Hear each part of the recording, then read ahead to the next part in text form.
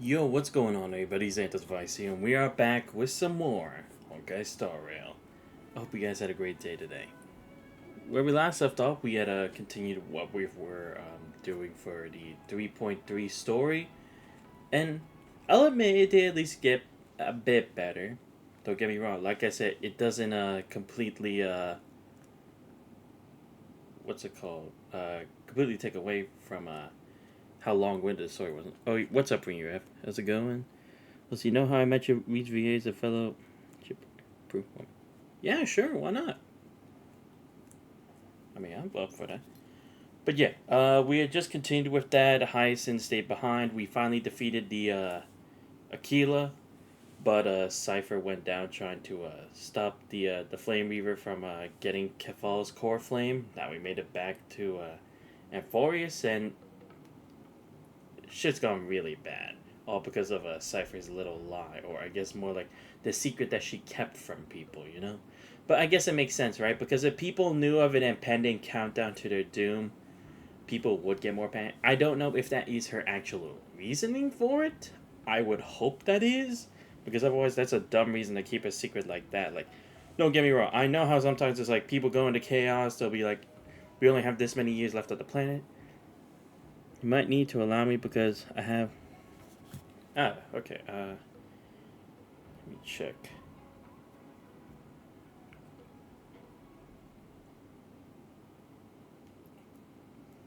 Trying to check... How do I do this? So I have no idea how to do this.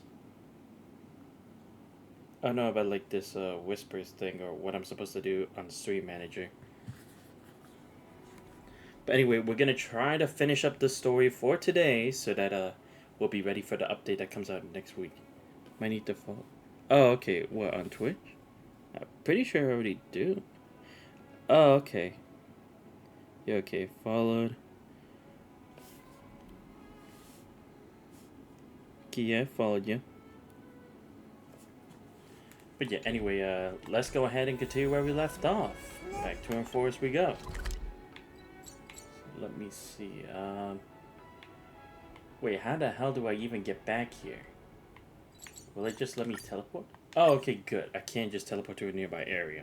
I was wondering for a second.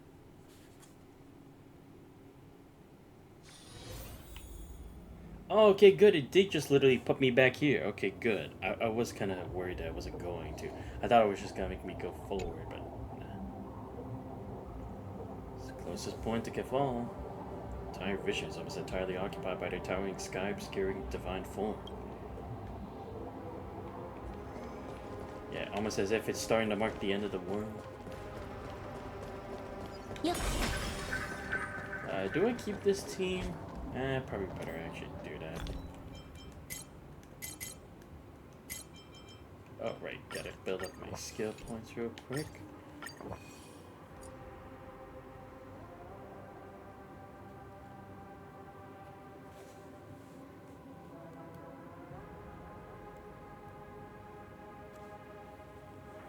My bad. I was just checking something. Alright, so let's do this. Because it makes sense because English is fine. Anything else here? But why the hell is everything just so close? Come on. Alright, just descend. Oh, okay, they actually did make it over here. Make my buffs before I do anything. Alright, let's do this.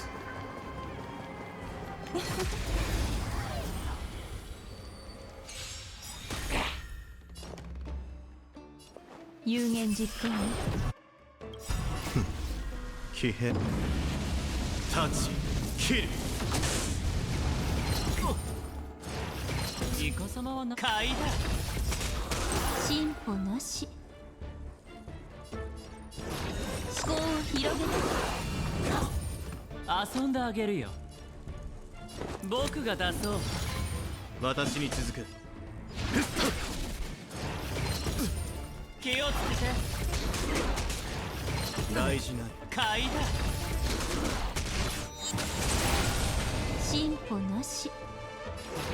いらでごまルール違反よ。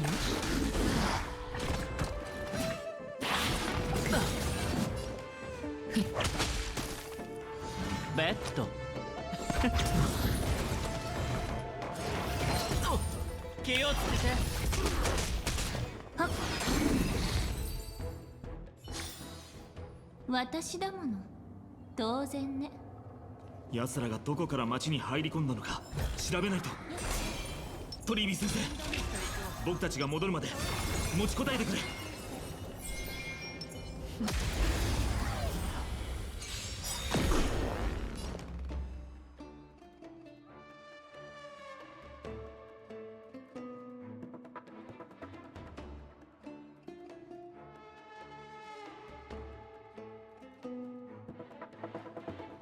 リラックスして待つのは得意よ。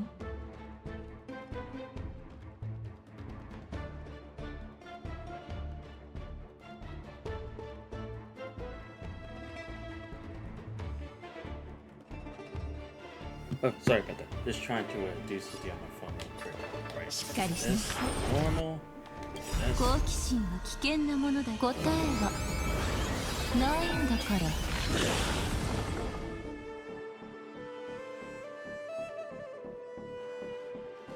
思考を広げて崩れちゃえ。教育の時間よ。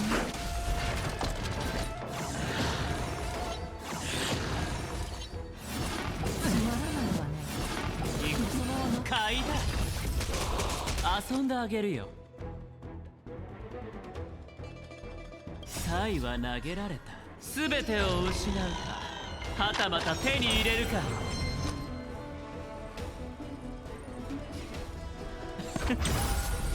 隙だらけだ。泣いてよ、ここへ。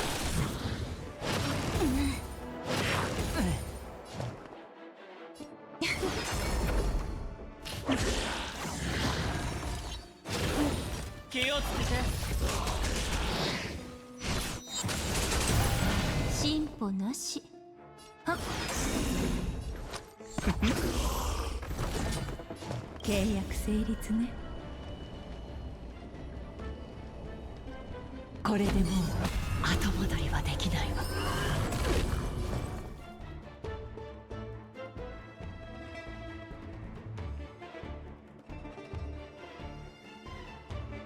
イラでごまー。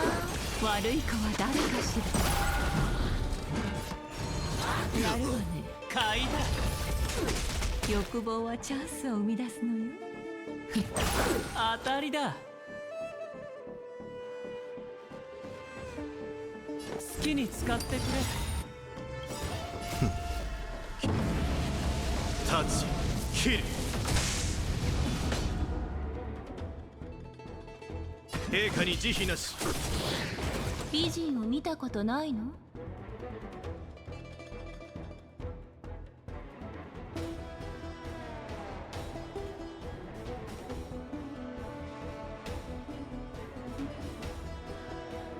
待ってる間に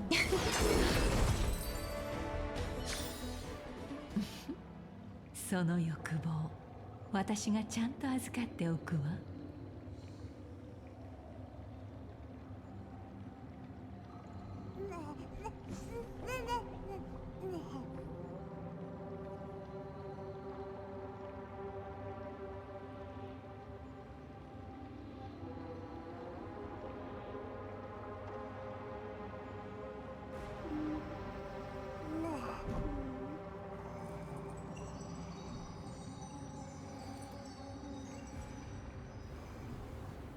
Alright, I checked it. Sorry it took me so long.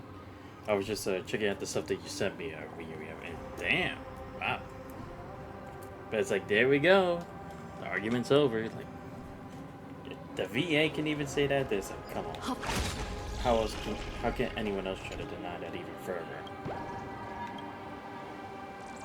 Damn, you even had to go onto Reddit to tell people about it. I think that just goes to show that it was time to put the gavel down and finally make the final decision on the whole debate. But they did. Shout out to Sean Chipcloud, by the way. Love your work, man. Regarding the creation nymph, I need to explain something. let me just get through this real quick.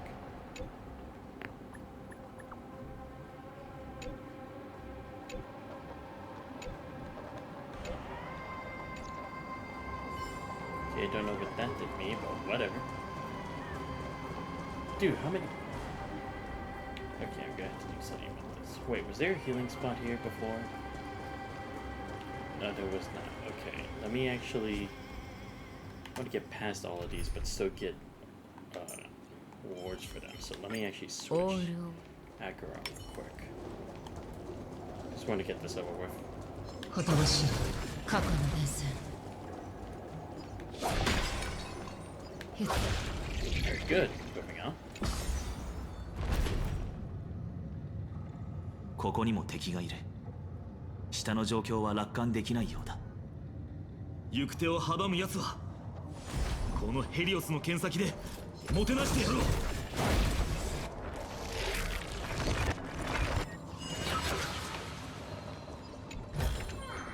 探せば見返りはある。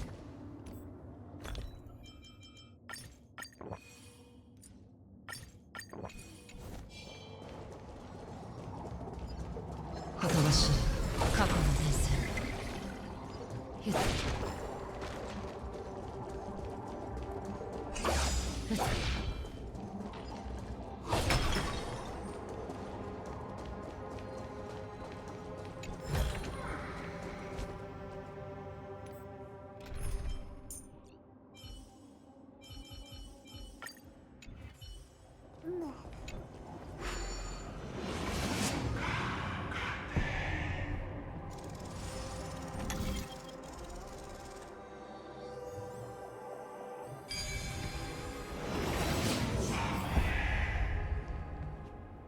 見てくれ。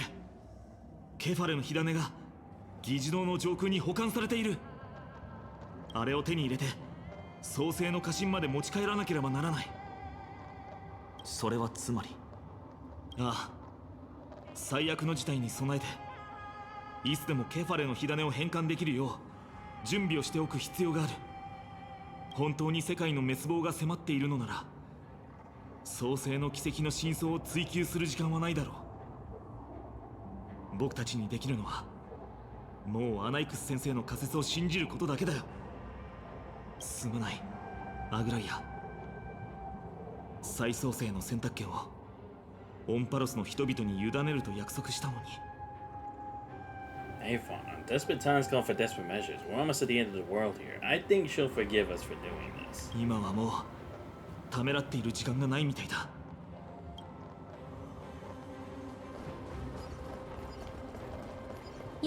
キアンシーは成功したみたいだ。彼女の世界を癒すという信念はあれほどまでに強かったんだ。成功していればきっと僕たちも何か感じ取れるはずだ。オールをほとばしる過去の伝線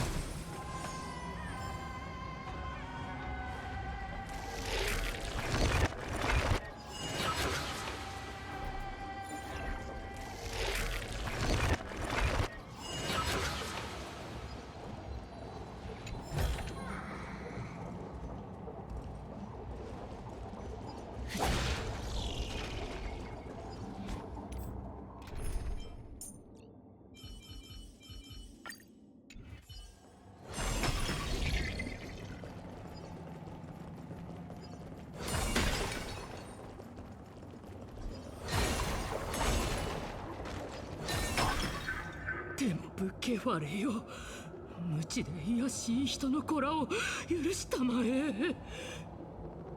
彼らはなんと純粋で愚かなのだろう。黄金の血が流れる異端者たちを救世主だと思い込んでいるのだ。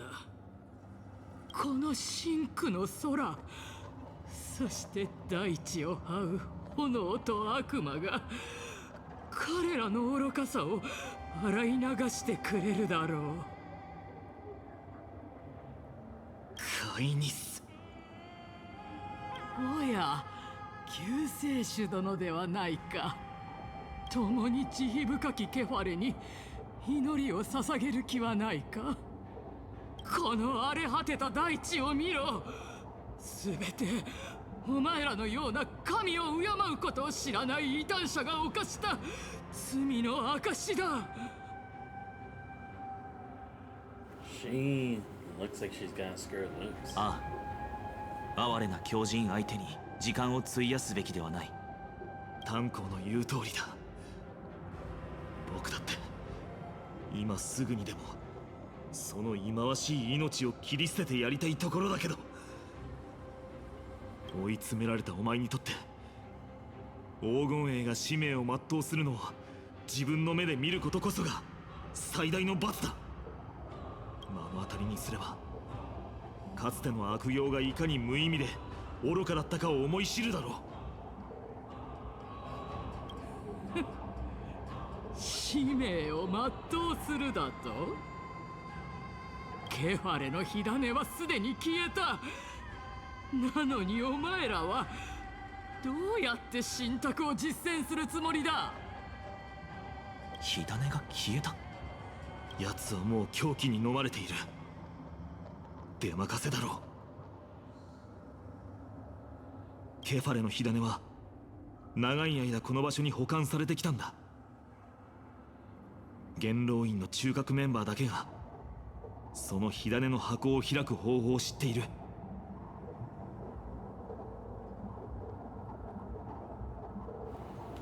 How are we gonna find a core member now? いや、その必要はない。アナイクス先生から教わったのは教科書通りの知識だけじゃないんだ。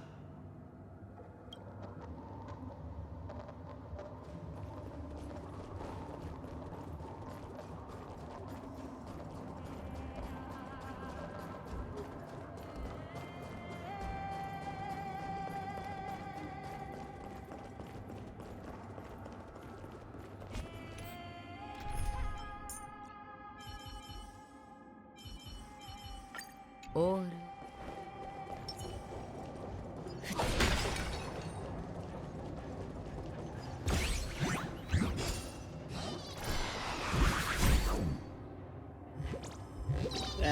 Great. I actually have to do. Do you not have anything else better to do, man? I'm trying to stop the end of the world here. They're trying to put me through this. Right.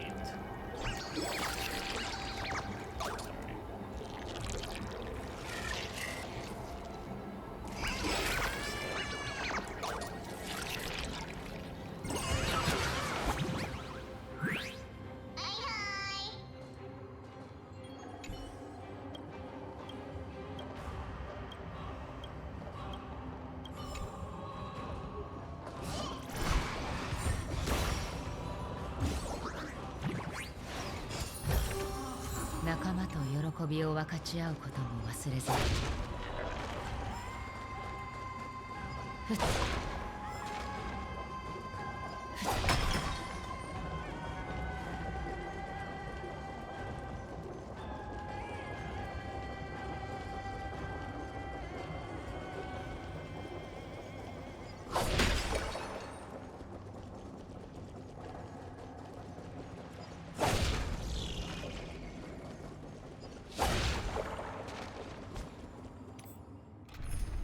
Alright, good.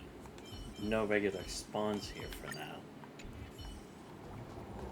Alright, let's see what this puzzle is gonna be this time.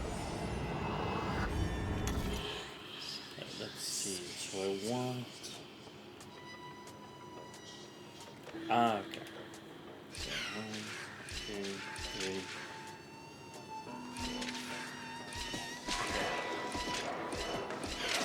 Ah, damn it, I messed up.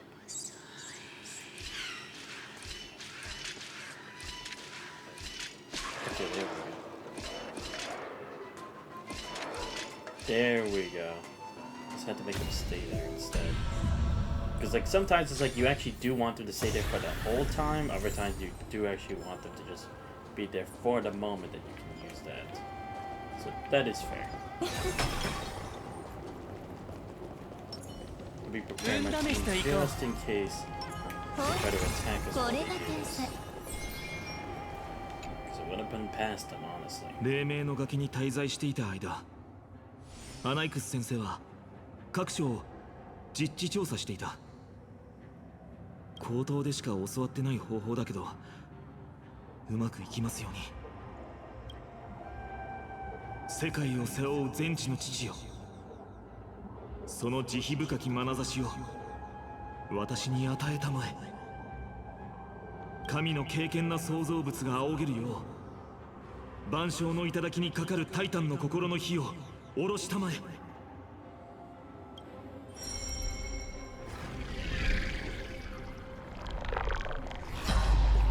成功した。あと一歩だ。秘術の情を解除しないと。相棒、もう一度力を貸してくれるかい。Oh, okay. A new mechanic at the last second. Sure. Gorflame cascades used to contain important items. When activated, keys will appear on the exterior. Activate the corresponding number of key fragments. Key fragments will continuously rotate at a fixed pace. At the same time, projection will be generated over the keyhole. Use Ornix's prayer to rewind the fragments and alter the projection. If it inside is green, the projection is correct. The projection outside the keyhole is orange and considered to be redundant. When it's perfectly overlapped, it will automatically be unlocked. When all keyholes have been unlocked, the core flame casket will open. And some characters' techniques can trigger time stop, such as Trailblazer, Pepper Remembers, and others. This can simplify the unlock. Oh wow, really? Damn. Well, that's something, isn't it? But wait, how did she even move this here anyway, now that I'm thinking about it? Because it's like, even if she's a thief, how would she have even been able to guarantee that this is where it was the whole damn time?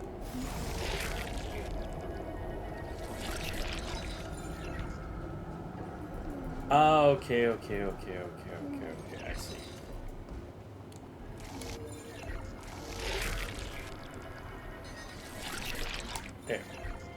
There we go. Okay, I got this side right.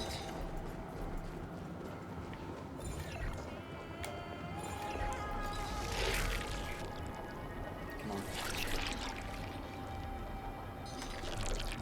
There. Alright, got it. Oh, so then the other one was wrong? Oh. What? I thought it's right.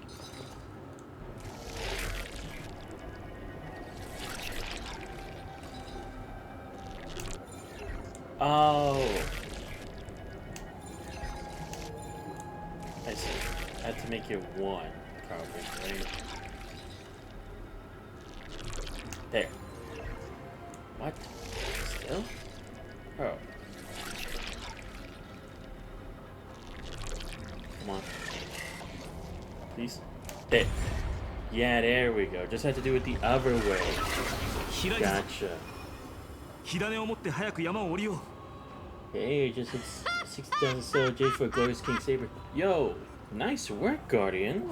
Damn, you got 60,000? Well, I mean, to be fair, you have been saving for a while, so I have respect to yourself, but always great seeing you here. How you doing? Are you hyped up for the next PGR update?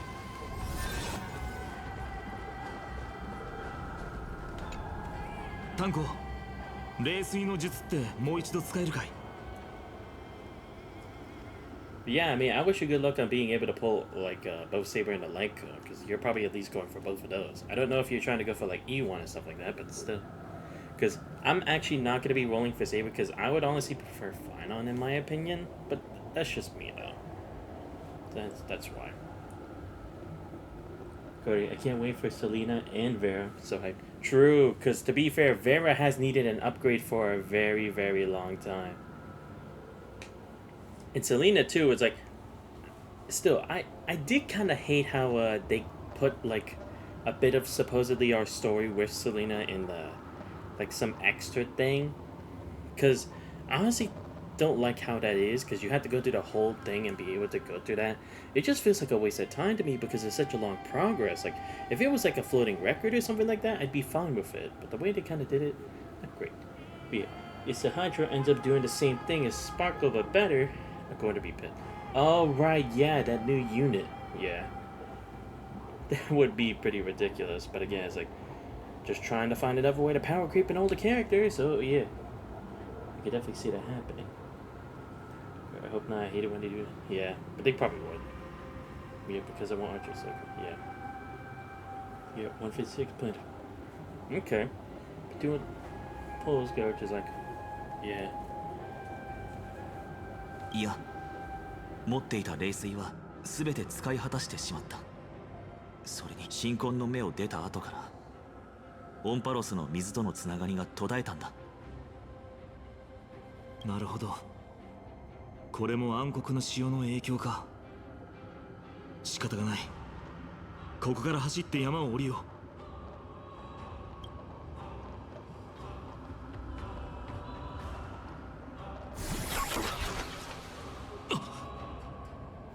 See, that's what I meant. It's like, if it was Cypher, clearly it wouldn't been here, because if, and this is on the off chance, if the Flame Reaver had knowledge of how to open it, they could have done so. So it honestly wasn't better for her to do it like that.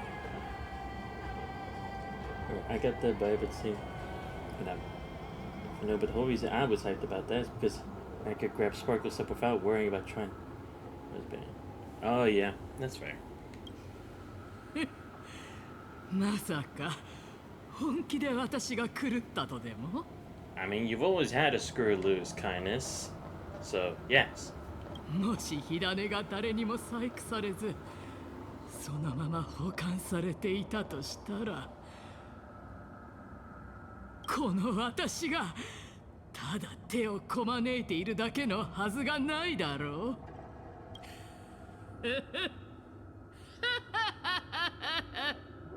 落ち着いて。よく考えるんだ。私はちゃんと自分のすべきことをしてくるから。あんたたちもちゃんと生きて報酬を払ってよね。火種なら心配いらないさ。とりあえず山を降りよう。心配いらない？でもエーグル討伐に出発する前、サフェルさんにお願いしておいたんだ。僕たちがいない間、どんな手段を使ってでも必ずケファレの火種を守ってほしいとね。ここに火種がないということはつまり彼女が何らかの対策を取ってくれたに違いない。サフェルさんは自分なりのやり方で責任を果たしてくれたんだ。僕たちはこのまま創世の家臣に向かえばいい。大丈夫。サフェルさんは約束を守ってくれてるから。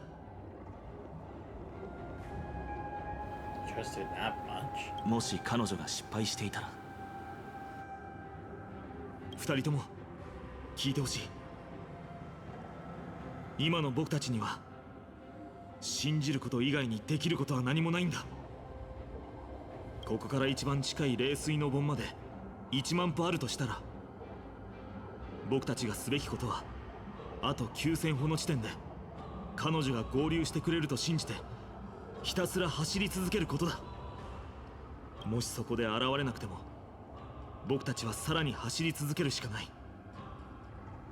あと8000歩の地点で彼女が来てくれると信じて、あと7000歩、6000歩、5000歩、同じ希望を抱きながら走り続けるんだ。彼女がいつもの不敵な表情をして僕たちの前に現れるその時まで。分かった。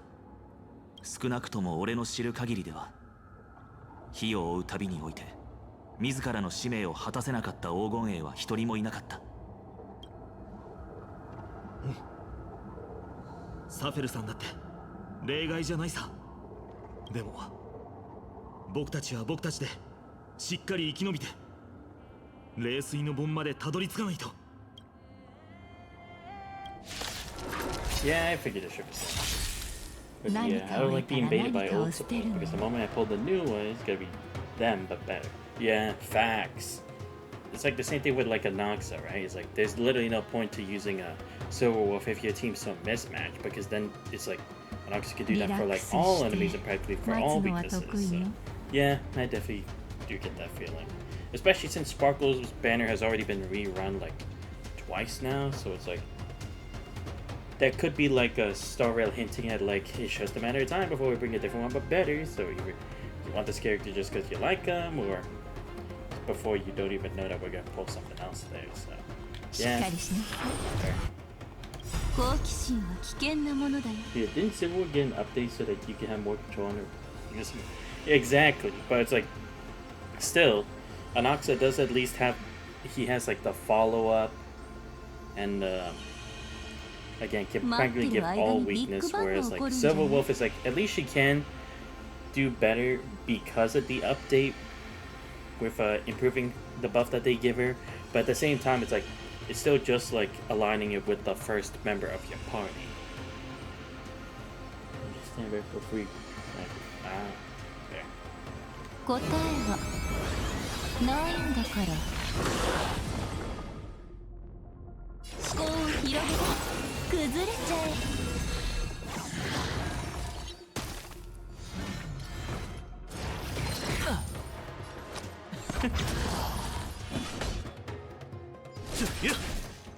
ニコ様は買いだ。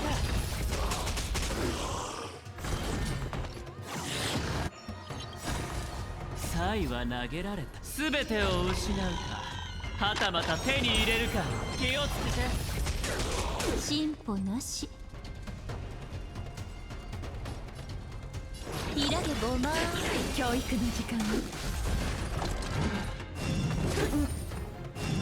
つまらないわね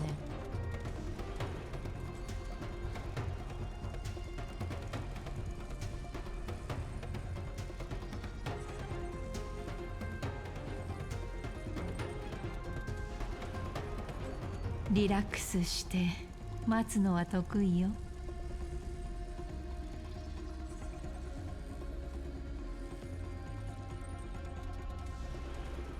Korean people that pulled Cypher are mad about the free Emil like couldn't tune it. Hey, that's on them, you know? They could have waited till the update. Because that's the thing too, it's like pulling for characters, it's like in some cases, do you need them immediately, you know? Because they still put the live stream at least 2 weeks before the what's it called? The update comes out and those current banners are done, right? So it's on them whether they want to wait for news about do they really need this current character or do they want to wait till later, you know? Because don't get me wrong, I get it, because again, it's like you could pair it with Acheron, sure, but I mean, to be fair, who knows the guaranteed buffs and everything that could come out in the next banner, you know? That's kind of why I also kind of waited, like in the past before, and how I was able to save up to get Fuguang in her rerun banner. Because I was like, was there anything that I would need for a while? And that's also why it's like, I ended up being able to save for her, because I didn't really need anything for a while by checking out the live stream. But we had a whole year to save for Fate, nobody has an excuse. Exactly, that's even more of a thing, because it's like, first of all, not only did they announce the collab, they literally put his voice actor to put a phrase there as if like, yeah, come on, he's automatically going to be one of these servants in the game. Like, that shouldn't have been a shocker. We're gonna get Cypher on a rerun from Argo. Yeah, fair. I think it's obviously my default, I'm not sure. Not fair. Good. FGO taught me, save for what you want, you don't need everything. Facts! That is facts, Guardian. That's the same thing I've learned for it too. You don't need every single character. Just because they all could potentially look cool, just because they're all new servants, does not necessarily mean you really need them. Like right now, I'm trying to like kind of save up for when a Tiamat gets a rerun banner, and then I'm gonna try to roll for her. Because I wanted her before, but I'd already summoned another servant by then, because I needed another assassin for my assassin team, because I didn't really have any better heavy hitters at the moment. But then when I got one, I was like, oh shit, damn, she's already coming up, so now I'm just saving for her. Great. And FGO is gacha hell? It truly is. It truly is. Like, y'all think your gacha pulls are bad on Honkai Star Rail, or Triple Z, or Wuthering Waves? No. FGO, much worse. Like, you cannot comprehend how terrible the odds are in that game to pulling. What I wasn't expecting was his Lightcone being pseudo-freedom.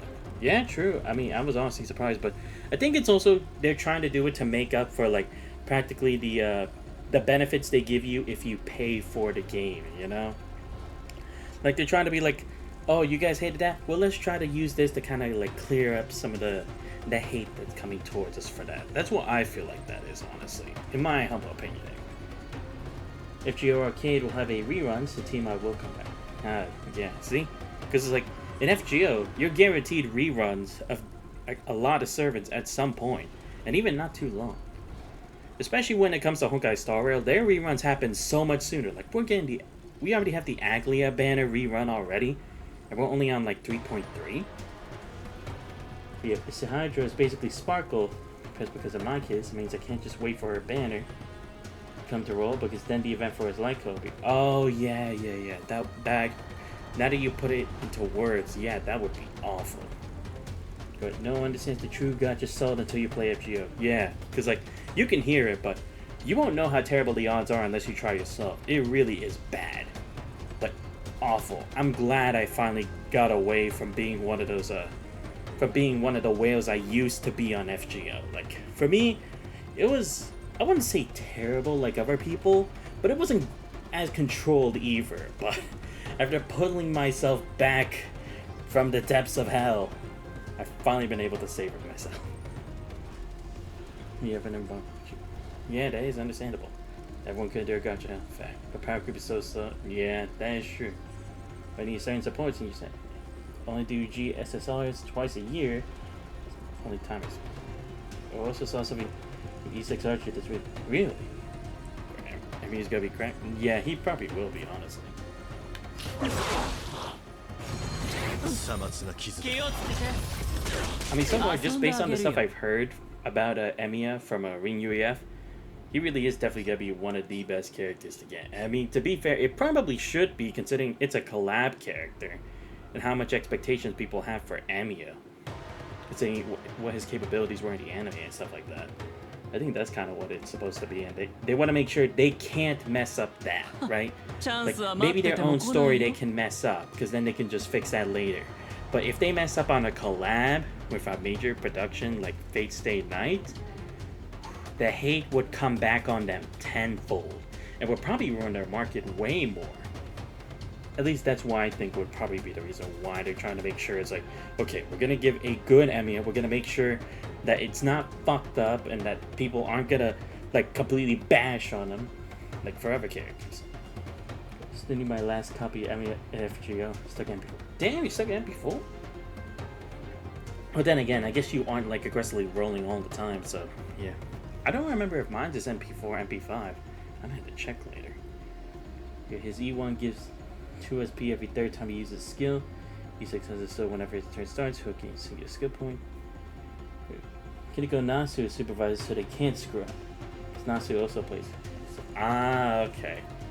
Yeah, okay. That would actually explain a lot more then. Aside of that, I know I should be playing. Just focusing on all this stuff, considering it's about to happen soon.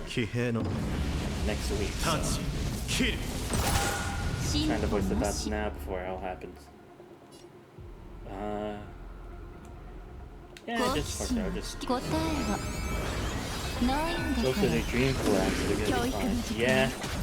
All we can really hope is that the story isn't long-winded too. But I mean, to be fair, if the writer for the FGO series is gonna be there, then it probably is going to be pretty extensive, if I had to guess. Okay, people are whining about the game mode, but HR fans whine a lot. Nah, yeah. True, because honestly, like the HSR community can be pretty toxic. But let's not try to like forget about that too. Then again, I guess you could say that for a lot of communities too, but HSR is like they're also pretty feisty. A good number of times needless.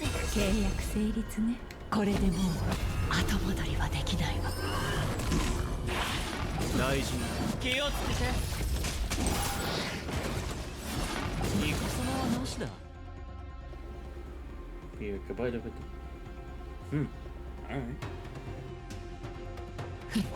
まだ苦しみ足りないよ。買いだ。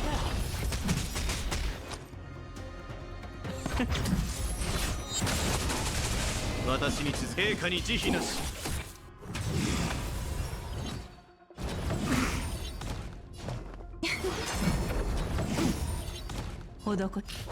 ベッド好きに使ってくれ。サイは全てを失うか、はたまた手に入れるか、気をつけて。美人を見たことないの？はっ。気を逃して内定よ、ここへ。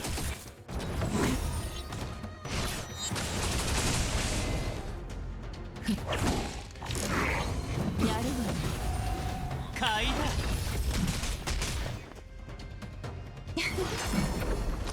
僕が出そう。私に続く。陛下に慈悲なし。イカ様はなしだ。まとめてか。はっ。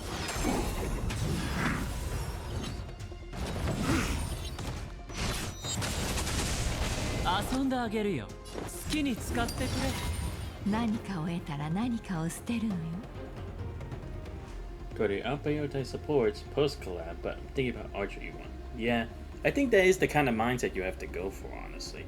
At least also considering this is a collab, and even though there is no like automatic end date for it, it would be better just to stay within the mindset that's like you should try to get the archer that you really want at the current time while there's no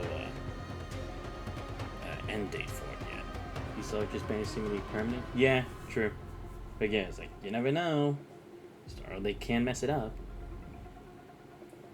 Especially if it's going to be around a while. Like a free one. Yeah, true. Especially since it's like, if he really is that good, you really should just capitalize on him. E1 would be the best thing of us attainable. True, it's not out of the realm of possibility, like when getting E2 or like E4s or E6s. So, yeah, I can see why that would have to be mindset. But I played fake collabs. They tend to be around for at least a month or two. Ah, okay. Here's my big for. The only problem I have, or just get how am I supposed to get charges? Is that Eidolon dependent or you just need? Yeah, I feel like maybe it's like you would need same support, but again, that's just like what I'm theorizing. Can't say that all guarantees. Oh shit. Touch, kill.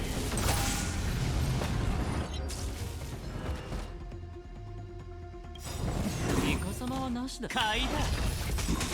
好奇心は危険。答えはないんだから。思考を広げて崩れちゃえ。サイは全てを失うか、はたまた手に入れるか、気をつけて。契約性、これでもう後戻りはできないわ。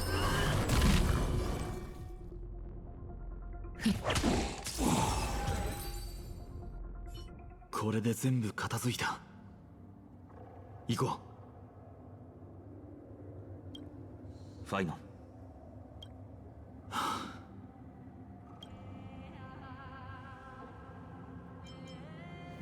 I will launch it a signal to for her. 奴も人に同情してもらおうなんて思っていなかったとは思う。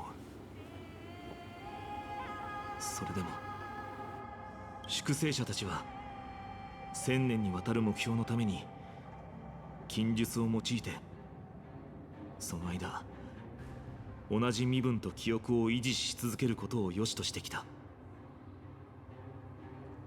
それは極めて歪んでいるけど、ある種の究極的な忍耐強さとも言えるんじゃないかな。行こう。そろそろここを離れないと。みんな、もうちょっとだけ早く走れない？私、嫌な予感がするの。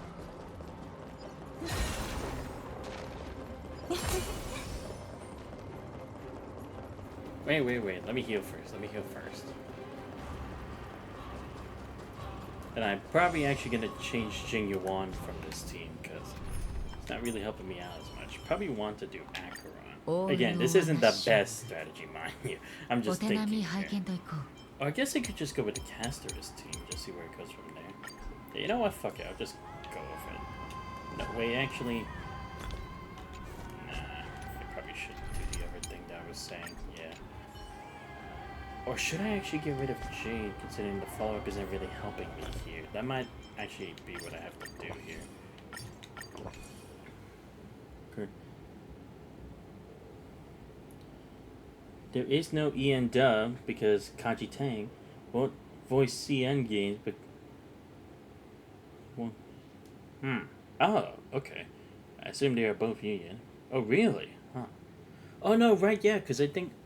I didn't remember what game it was, but it's like, they're not gonna have the English voice acting for it.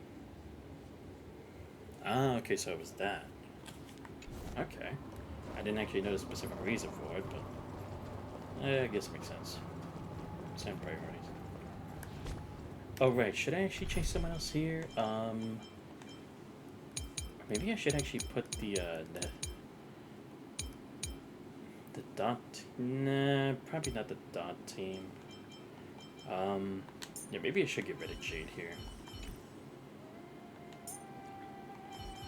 No, you know what? I'll do a bit of a mix here. I want to try something. So, let's put Yunli, put Luocha, and put Caster. Look, this may not be the most logical team, mind you. I'm just trying to think, like, based on weaknesses and, like, heals. I feel like this team would be better suited. At least for me.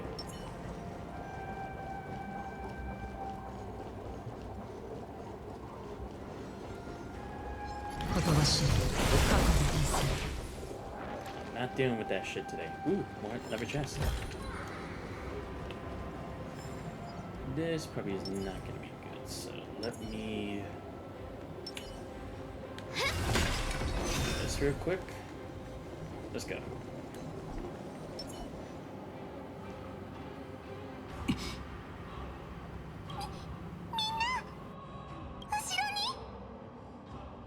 Flame Stealer.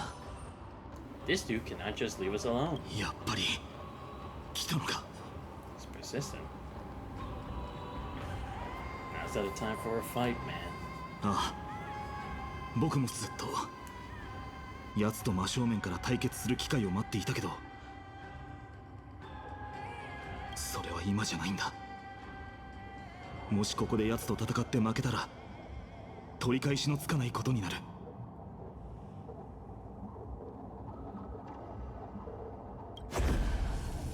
行こう。早くここから離れるんだ。走れ。絶対に振り返るな。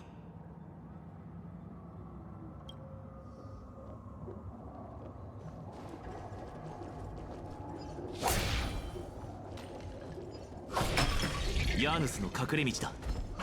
それを使って深海の湖を渡るしかない。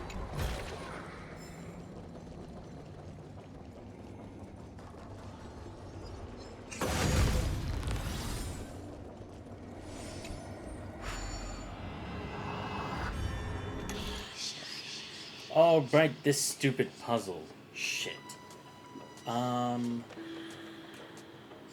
okay, I see.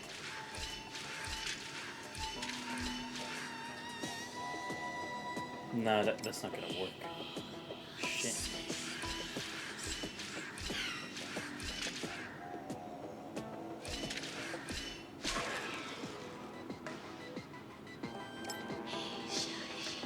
Oh, wait, actually.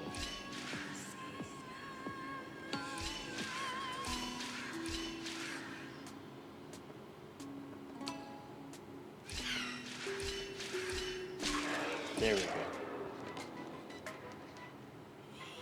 Ah, shit, I fucked myself here. Yeah. Oh, wait. Okay, I think I get it.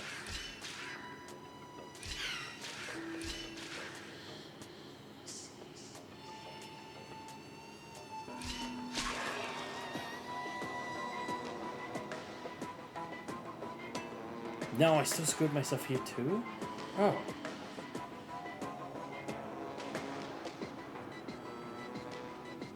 Okay, let me try this again. Probably has to be like this.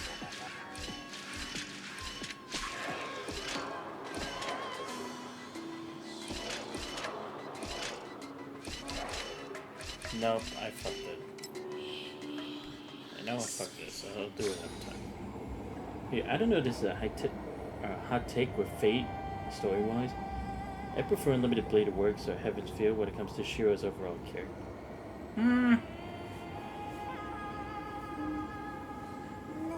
To be fair, I think I could actually agree with you. Because I feel like, yeah, when you try to compare it, like, just to, like, even a regular Fate Stay Night, it's kind of hard to, like, gauge it, like, comparatively, considering it seems like there definitely is at least a lot more work in, like, connectivity to reasoning as to, like, the choices made in the other two. At least based on what I've seen. Right? Fate Rap is my personal favorite. Love Saber, she was memorable. Heaven's Feel is second favorite. Yeah, I mean, you would ask me, I'm gonna give a shocker. I actually think Heaven's Feel was, because don't get me wrong, I love the difference in the contradictions between Shiro and Archer. Don't get me wrong, but Heaven's Feel, I think, did an even more interesting take on Shiro's development, in my, like, again, from how I watched it.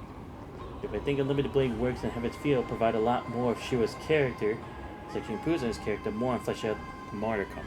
Yeah, I would have to agree. Like, again, it's like, to each their own. But yeah, I could definitely say, you focus on, like, Shiro's part, I definitely feel like they definitely did a whole lot more of that in UB Dub, and especially Heaven's Feel as well. Great, I love all rounds. Yeah, that's fair. Heaven's Feel in particular, basically his Dark Souls, right? Yeah. The VN's for right, yeah, I keep forgetting I have to check the VN at some point. Well, that'll be at some point. I don't know when I would do it, but someday. Yeah, I don't know if I would, like, stream or just do it on my own, just to check it out. Again, you never know. Stay Night is easy mode, Unlimited is hard. I mean, normal mode, have a bit hard. Yeah. Steam sale is soon, so we'll go on sale. Thursday, check Steam on Thursday. Okay, gotcha. I'll make sure to check it. Let me take a screenshot of it just in case. You like how it lets you smash it? Yeah, true. That was a great part. I think everyone actually loved that part.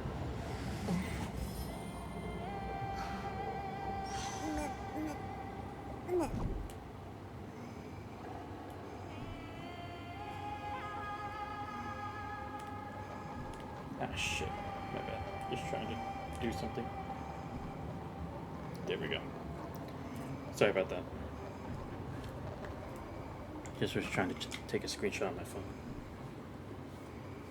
If you watch Val the Snow movie, it makes Heaven's Feel look like sunshine. Really? Cool fact, Lancer is basically... Oh yeah, true, because from Celtic lore, right? Is it Celtic or Celtic? I don't remember which one it was. Yep, oh, okay, good. Celtic. Oh, right, okay. Yeah, because I was like, I know it definitely is one of the two. There. Right, yeah, he was a... like, his names were like the Child of Light and the Hound as well. Like, what did they... The Hound of... What? The Hound of Ulster? No. Damn, I'm trying to remember what that other nickname they had for him was. Dude, why is it so hard for me to remember that? Falling Lancer had a thick Irish neck? Yeah, I mean, to be fair, but... The Hound of Culane. Oh, wow. Yeah, Kulan. Okay, thank you. Wait, why I pronounce it Kulan or Culane? I mean, probably Kulan because of the two N's. And probably the AHN means on, similar to like in German, like U-Bahn or S-Bahn. But that's the BAHN as Bahn. DC's played by Tony Oliver, one of my favorite. Ah, okay. Here's just next Satanta. Okay. Oh, okay. Wait, who was Satanta again? I'm not familiar with that, sir. So it offers the goat, Lupin. Oh, right, yeah, Lupin. Oh, yeah, I think you told me about that before.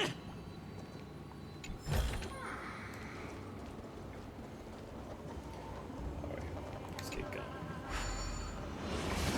No, wait, actually, I think I remember I'm pronouncing it wrong, right? Yeah, Lupin. Yeah, because I was like, I'm pretty sure when UEF told me it's pronounced a different way. But I'm like, what was it again? It was just a subject from long ago. Lupin, thank you. Good before it was Thank you for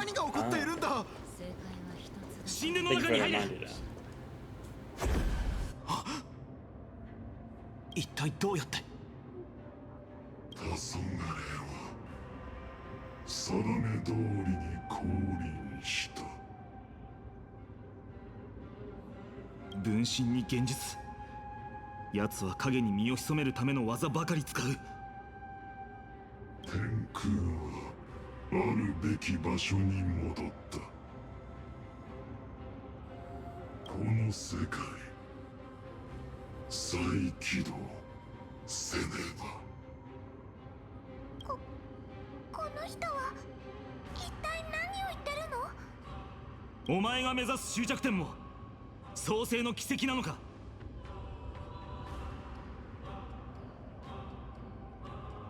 ならばお前は本来黄金への隣に立つべきだろう。なぜ僕たちの邪魔をする？フレイムスティーラー。黄昏は定め通りに降臨した。再起動せねば。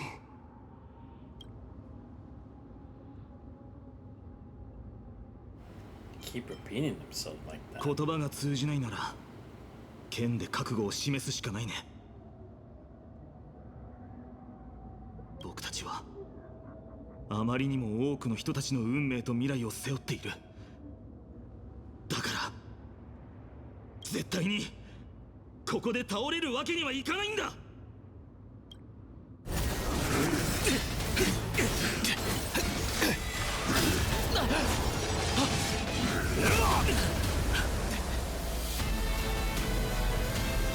What the hell are you doing? 俺とキャストレスに任せろ。Thought you were supposed to be finding the black town. Well, then again, I guess they actually are kind of. 行け！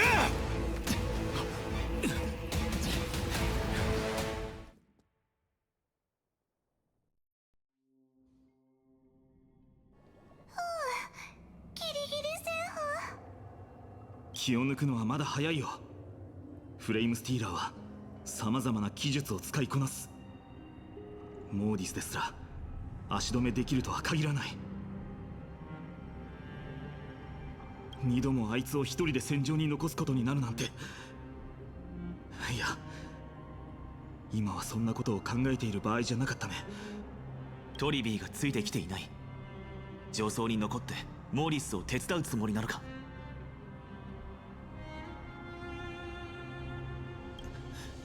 まだ走れるか？ご加護、天父よ、どうかお救いください。助けを求めている声が。あそこだ。暗黒の潮の造物が市民に。放ってはおけない。急いで倒そう。あの虹色の衝撃 Yeah, は there we go. ヒヤンシーの力なのか？ Yeah, don't really like Yuki as actor as a person. Okay. I honestly don't remember something back then. 授けます。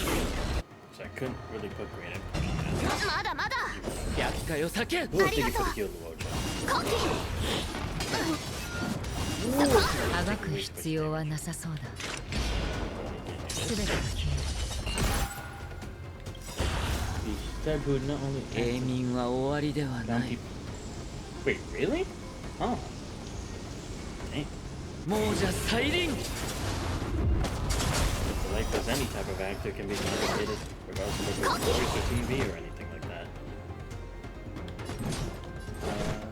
This. 天使を授 Asterisk. けん。このぬくもりは She's 忘れ also ま basically せん。 admitted on her own YouTube channel. Wait, what?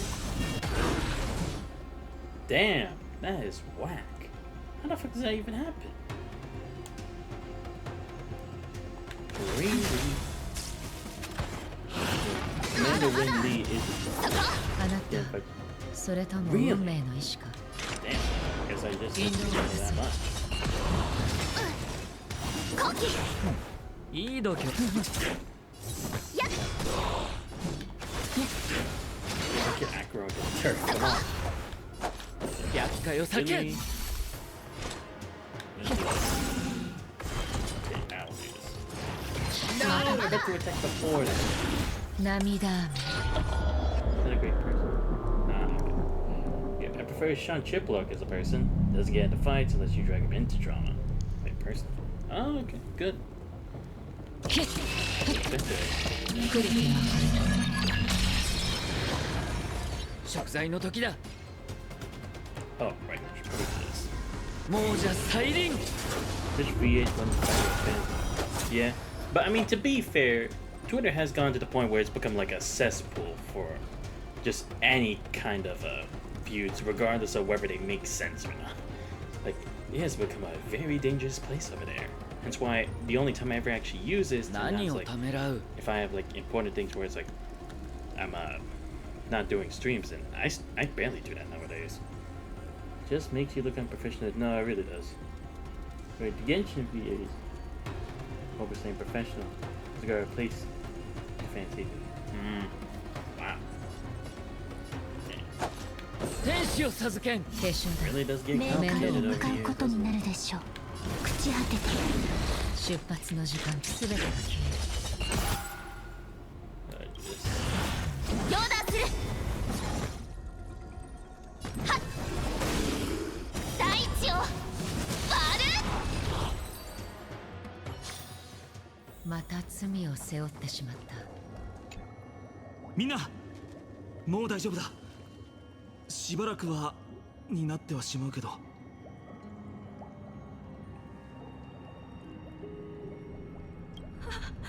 ありがとうございます、アイノン様。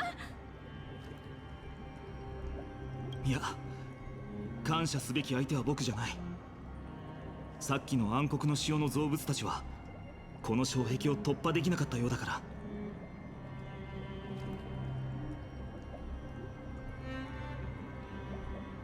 これからよく知っている力を感じる。ヒアンシーが治癒に使っていた冥光の術に近いけど、もっと強力だ。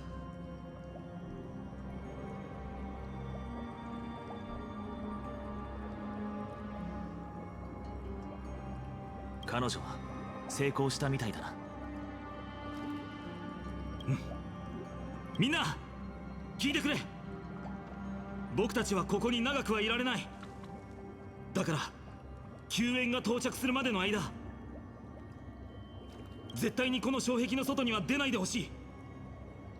これは半身になったヒアンシーが残した親戚なんだ。どうか彼女の信念を信じてここで待っていてくれ。ヒアンシーさんもアグライア様のような半身になったのですね。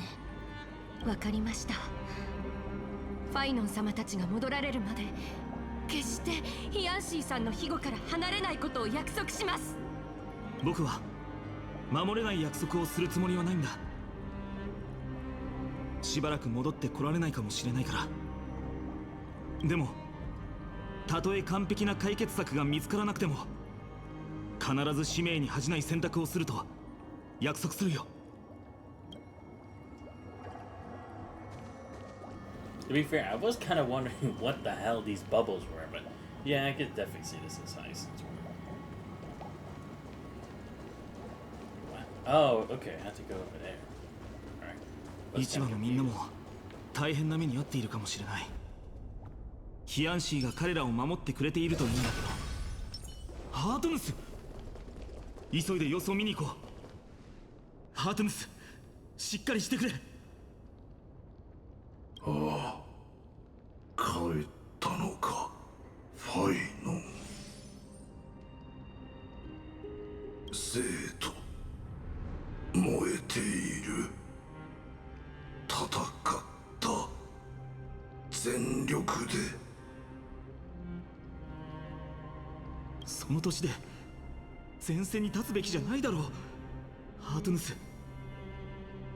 それで他のみんなは、雲石市場の状況は。避難をホプリテスが仕切っている。だがどこへ逃げればいいか誰もわからない。空から降ってきた虹色の障壁、人々を守ってくれたが消し去ることはできなかった。恐怖を。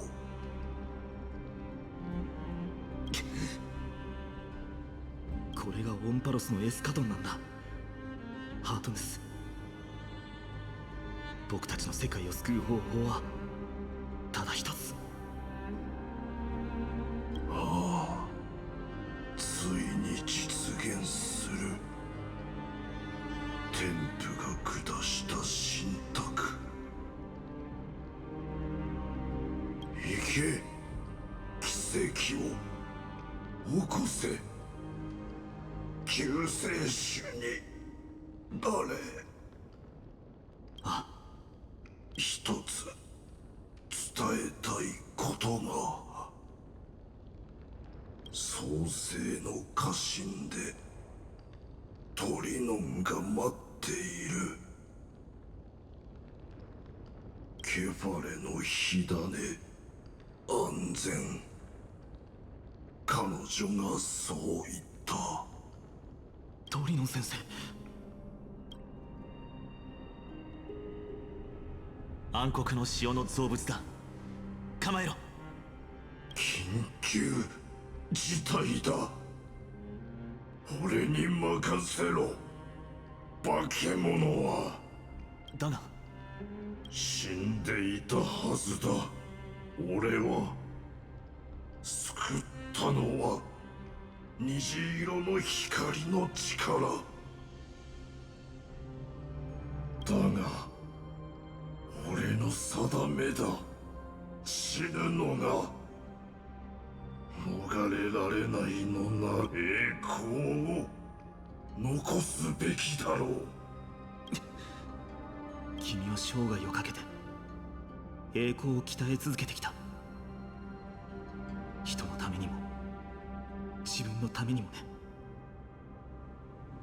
新しい世界では争いのない一生を送れるよう願っているよ。さよなら大工場。行こう、黄金栄のバルネアへ。戦うためのものではないこの両手は。だが生徒の明日を守るためなら最後の時までこの両手で戦いなか。ハートムスはトリノン先生が火種の情報を持っていると言っていた。やっぱりサフェルさんは使命を果たしてくれたんだ。誰もいない。ここにも透明になりかけた構造物が。感じるわ。その構造物の記憶が失われつつあるみたい。Buildings, memories too? そうよ。オンパロスのすべてのものに記憶が宿ってるの。たとえ一つのレンガだったとしても過去の痕跡が数えきれないほど刻まれてるわ。閉じ込められている市民も暗黒の潮の造物も見当たらない。ここで足を止める理由はなさそうだね。下の階に降りよう。ルトロはすぐそこだ。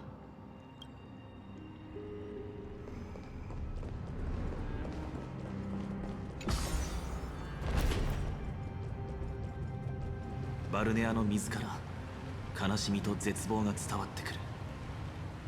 どのような方法を用いているのかわからないが、どうも嫌な予感がするな。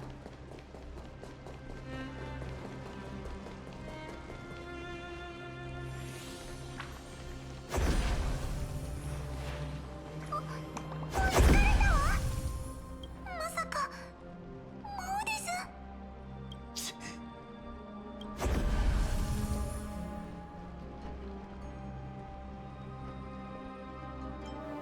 You guys go ahead. I'll show up the rear. いやファイノン、彼を連れて創世の家臣に行け。俺が奴を足止めする。タンコ。迷うな。お前には再創生という使命があるだろう。この先にフレイムスティーラーの分身がいるかもしれない。万が一の事態に備えてお前はファイノンを守ってくれ。オンパロス人はよく宿命という言葉を口にする。なら開拓の宿命とは、あらゆる世界の存亡が俺たち自身の運命と結びつくことだ。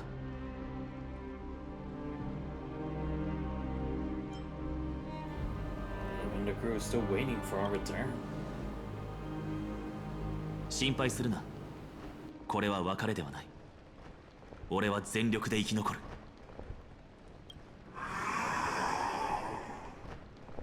時間はない。全て無に帰す。行け。タンコ、約束は守ってもらうからな。絶対に死ぬなよ。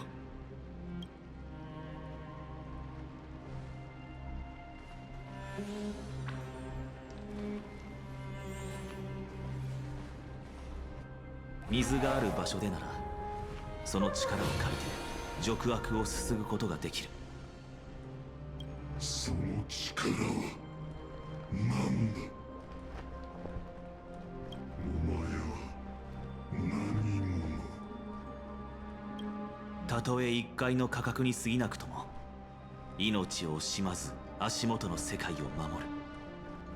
それが開拓の宿命だ。俺は七死人。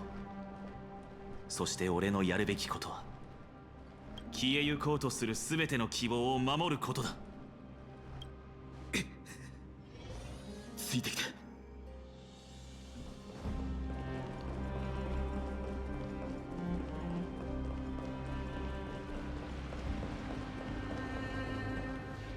ファイノン様。やっとお戻りになられたのですね。君たち、こんな絶望的な状況でも僕との約束を守ってくれてありがとう。ファイノン、これは。フレイムスティーラーが街で混乱を引き起こしている。奴には多くの分身がいるから、ゼフロス、使いを出してケラウトロス殿に知らせてくれ。衛兵の精鋭を連れて要衝を固めるようにと。それと僕が火種返還の儀式を終えるまで市民の救出に全力を尽くすよう伝えてほしい。了解しました、ファイノン様。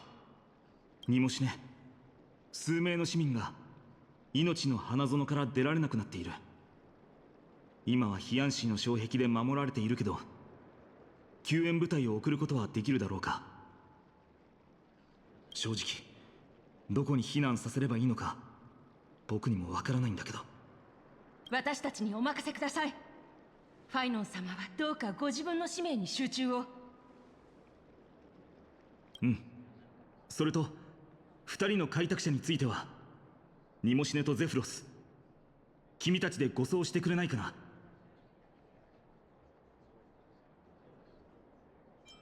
Are you hiding something from me, Fine On? ごめん相棒。今回は僕の独断でいろいろ手配させてもらったんだ。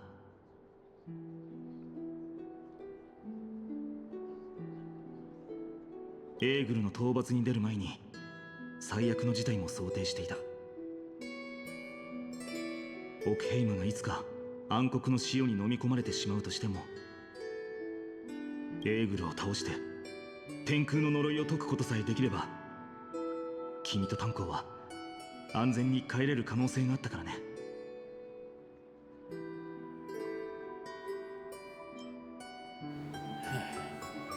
Final lap is always the hardest. ごめん。君たちは中途半端な状況で投げ出すなんてこと絶対にしないだろうから相談できなかったんだ。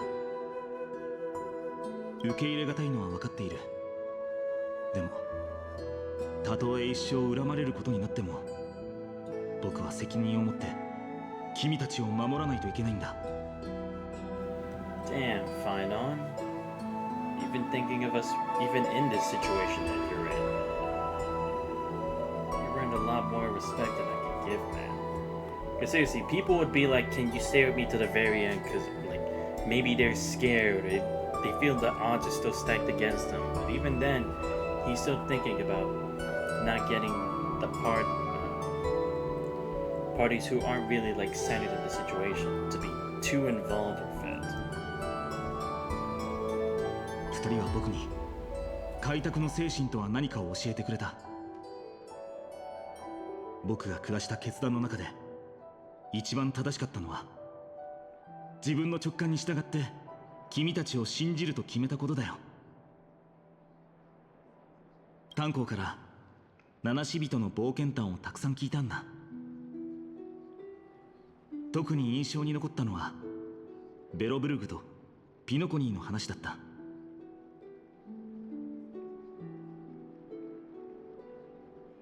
ベロブルグの話からは、世界の運命はその地で生きる人々が決めるべきだということを学んだ。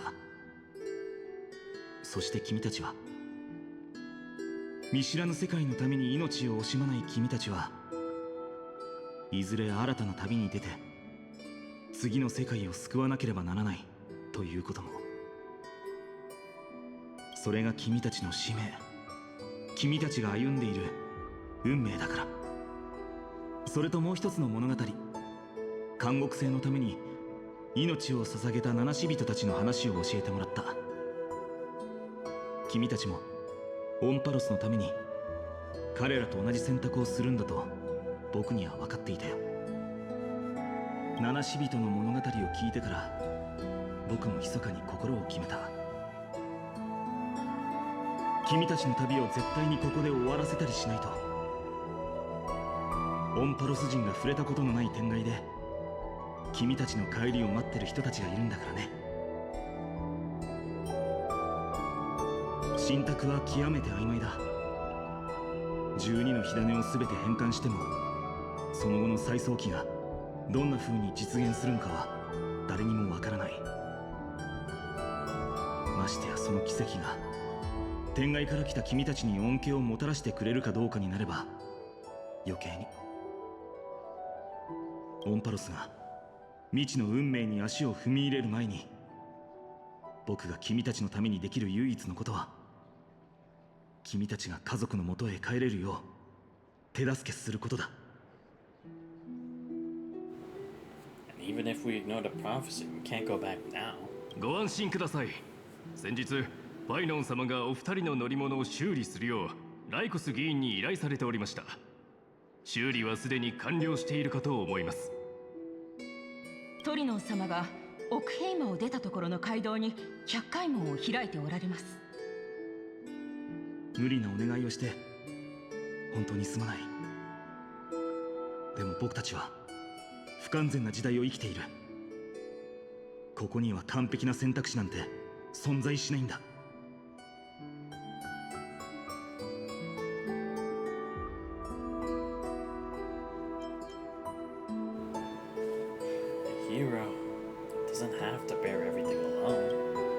人には誰しも選択する権利がある。もし僕が代わりに下した決断を受け入れられないのなら、君自身の選択で別の道を切り開いてほしい。それが君の一番得意なことじゃないかな。でもどんな決断をするにせよ、今も炭鉱は一人で必死に耐えているんだ。あまり星座が見守る中で再会できたその時には、遅くなった祝宴でも開こう。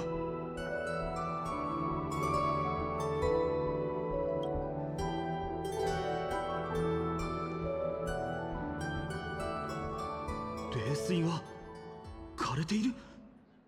くそ、どうして次から次へとトラブルばかり。落ち着け、まだ他の入り口があるかもしれない。ここから一番近い黄金への冷水の盆は確かファイノン。トリノン先生、てっきり創世の家臣で待っているのかと。先生は大丈夫なのか？オクヘイマに夜が訪れた時、すべての冷水が枯れてしまいました。きっと君は焦るだろうと思ったので、ここで待っていたのです。やっぱり先生たちは僕のことを一番よく分かっているね。それで先生はケファレの火種の居場所を知っているのか？はい。サフェルが誰にもわからない場所に火種を隠してくれていました。バトルズ、もう出てきていいですよ。ずっと封筒のふりをしてたせいで体がバッキバキだぜ。やっと動けるな。バトルズ？これは一体。おいおい小僧、おいらへの敬意が足りないな。バトルズ様だろ。なんたって世界中の奴らが狙ってたあの火種はこのオイラの底なし胃袋の中でねんねしてるんだからな。Oh. You know, I actually can buy that. Because to be fair, Bartolos always goes into hiding as like treasure chests and stuff like that. So yeah, I guess it actually would be the most reasonable, considering it is one of trickery. Fair play. それは確かに予想外だった。なんだその薄い反応。思ってたのと全然違うじゃんか。バトルズ、ファイノンはオクヘイマの白昼が続いていた本当の理由をまだ知らないので。ああ、そうだった。そんじゃよく聞いとけよ小僧。セファリアのやつが偉大な嘘でオンパロス全体を騙したんだ。ケファレが背負ってるあのでっかい球体が永遠にオクヘイマを照らし続けるってみんなに信じ込ませちまったんだけど、それだけじゃないんだぜキキキ。奴はあのくったらない半身の試練まで騙してこのオイラ偉大なるザグレース様を生き延びさせたんだ。小僧、おいおい。結局反応なしじゃねえか。つまんないな。おいらがっかりだぜ。 Oh yeah. Fuck, why didn't I even think about that? Yeah, because we didn't need to get the core flame from you, so we would have already been in possession. So how would you still be here for the... Ah, wow. Damn. It's not very trickier than I thought she was. ということは、この Surprised 10 I 年 had to learn 間 this after the fact. オクヘイマの白昼を維持してきたのはケファレの親戚じゃなく、サフェルさんが奇術の真剣で紡いだ嘘だったということか。でも今その嘘は崩れ去った。それはつまり。ああ、想像の通りだ。セファリアは死んだ。奴がついてきた嘘も全部粉々になって散っていった。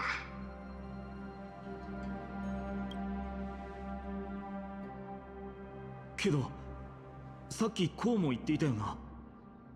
君、ザグレウスもサフェルさんの嘘で生き延びていると。彼女がもういないのなら君も。キキキ、小僧の賢さもたかが知れてんな。忘れたのか。オイラは12のタイタンの一柱だぞ。そんでオイラの胃袋にあるこの火種はタイタンの命と神聖を維持する核そのものだろ。ああ、それで君はこのまま素直に火種を僕たちに引き渡してくれるとでも言うのかい。いかにもオイラに感謝しろよな。でもどうして？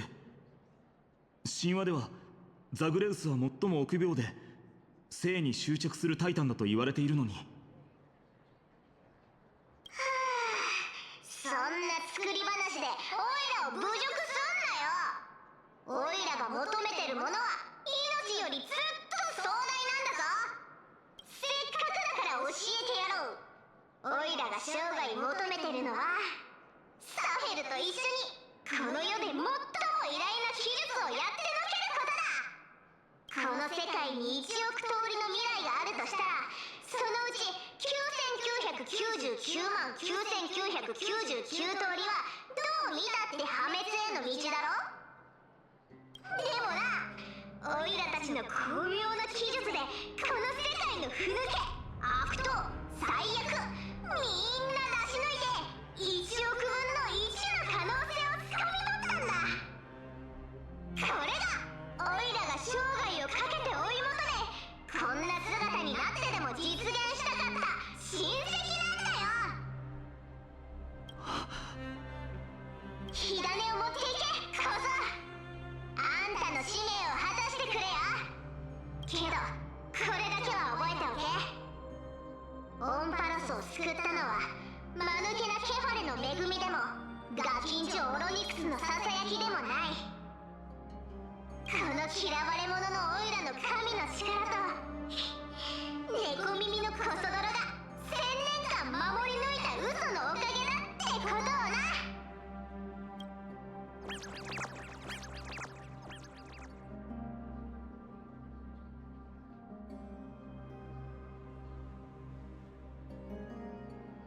紛争、死、技術、人々に最悪とされてきたものでも旧世の物語に足跡を残せるんだな。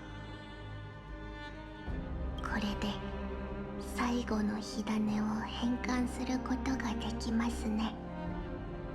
生徒中の冷水は全て枯れてしまいましたが、私たちが百回門を使えばファジェーナの司祭の封印を破って君を創世の家臣まで送ることができるはずです。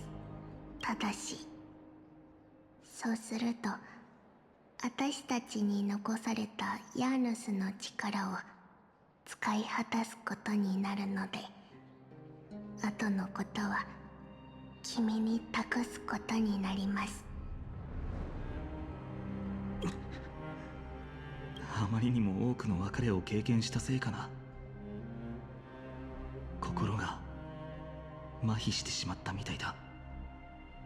ファイナン、心配しないで鳥野先生。僕はもうアグライアに生徒に連れてこられた頃の空っぽだった自分じゃないんだ。最後まで歩めなかった仲間たちの全ての旧世の信念が僕の一部となり、一度バラバラになった僕の魂をつなぎ合わせてくれている。僕は故郷を失ってしまったけど、トリノン先生やアグライア、そして他のみんなが僕に第二の故郷を与えてくれた。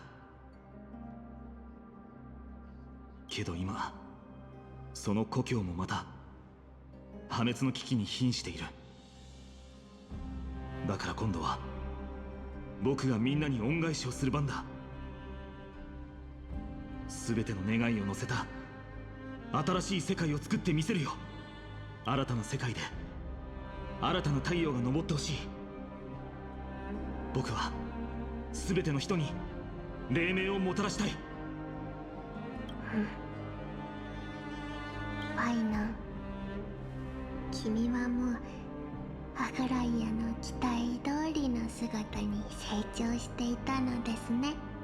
確かにここで別れの言葉を口にする必要はありません。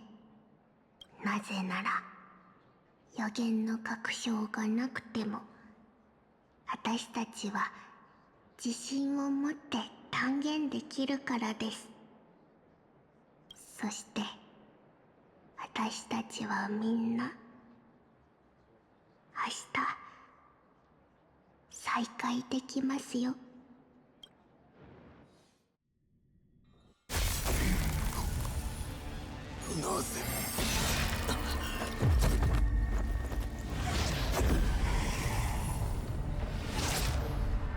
人々は一人と別れを告げ、その者だけが奇跡を目にすることになる。これぞまさしく運命。黎明になれ救世主。燃え盛る空、砕けた巨像、そして辺り一面の死体。最悪。もしこれがオンパロス内の実態だとしたら、私でもさすがに驚くわ。Wait, they actually allowed her projection to be here? They probably made some kind of deal, didn't they? Freaking course. 正直、さっきまで半信半疑だったけど、今はあなたの考えに同意し始めてるよ。スクリューガム。では、私のオンパロスという世界の本質に関する仮説は信用に足るということでしょうか。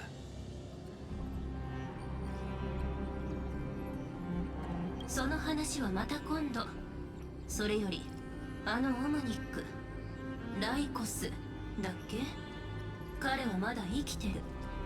あれはおそらくただの容器で、その背後に隠れてるものはまだ私たちを拒んでるみたい。認めざるを得ませんね。私たちが協力したとしても、そのプロテクトを突破するのは容易ではないこと。Really? Even with the kind of power Herta has, working together with Skrullum wouldn't be able to pull it off? And I mean, to be fair, I guess she did need Skrullum's help because she was using like his networks to help like get to here. 現時点では傍観者の視点で世界を覗き見るしかありません。こんなことになるんだったらスティーブンを連れてくればよかった。道理でガーデン・オブ・リコレクションは請求列車の力を借りたわけだね。開拓の力がなければこの地の秘密を掘り起こすことはできない。でも結局ガーデンは無傷で済んでるのに、七死人たちは大変な目に遭ってるなんて。好奇心はアキビリを殺すとはこのことね。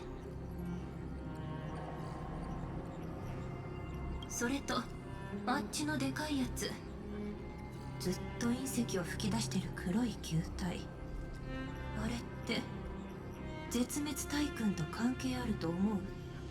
残念ですが、ストリーミング投影の状態では計算能力が限られているため、運命エネルギーの分析を行うことはできません。提案。現在は2人の七死人の行方を突き止めることが急務です。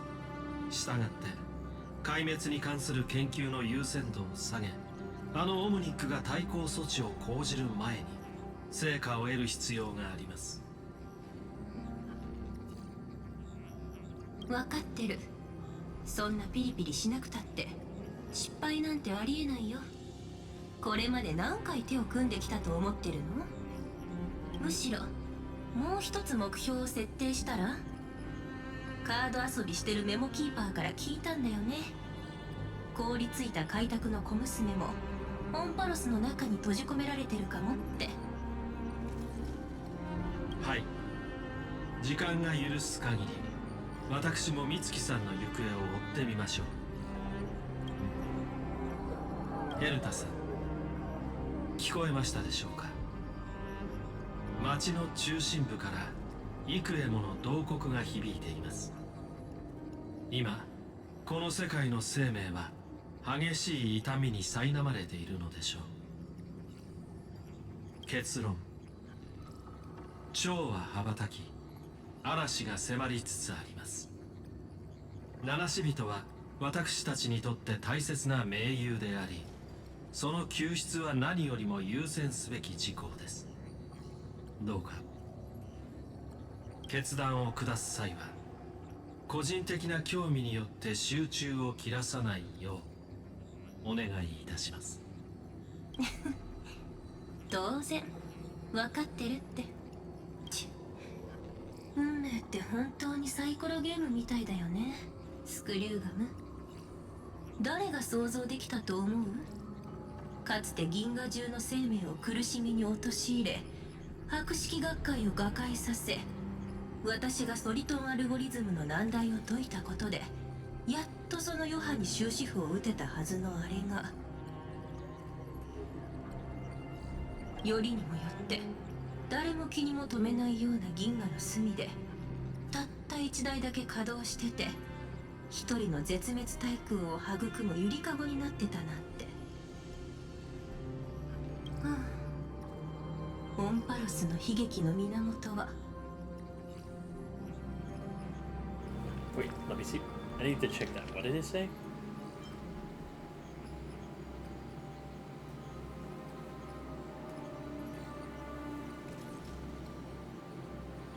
What? So that's whatever this thing is? It actually did come from somewhere else? 今もなお動き続けてる一台の皇帝のセプターなんだよね。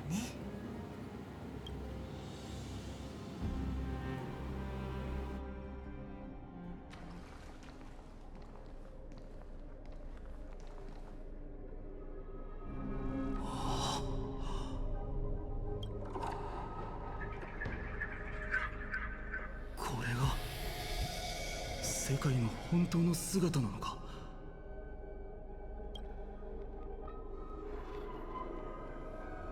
どうしてお前がここにいる？ Wait. Why is it covering his name? Isn't he the same person? 質問に答えろ。ライコス。ああ、家臣は再び一人の英雄を迎え入れました。これで何度目なのかもうはっきりと覚えていませんが、叙事詩の作者たちは定められた予言に従いここでペンを置くのです。英語回帰における演算がその最初の設計通りここで終わるのと同じように。No, we are dealing with this kind of thing. I was kind of thinking towards the end, it's like, they seemingly make it look like the end, but it's like, it can't just be that simple, right? Like, that we actually lose a world that easily, but like, barely able to like, really interact with the world ourselves as much as we usually do. We're gonna go for another reset? Well, I guess that's actually gonna be interesting, because when it came to Honkai Impact 3rd, we only learned of the reset happening a long time ago. But here, we're gonna deal with the world before and potentially after a reset. Is that what it's trying to imply, maybe? そう警戒する必要はありません、ファイノン殿。私はただ一つの純粋な目的でここに来たのです。それはこの目で創世の奇跡を見届けること。お前は今まで火を追うたびに興味を示したことはなかった。僕と仲間たちが火種のために奔走し血を流し犠牲になった時も手を差し伸べようとはしなかった。冷徹な傍観者であり中立を最後まで貫いたアンティキシダ人がなぜ急に黄金衛の使命に関心を持ったんだ。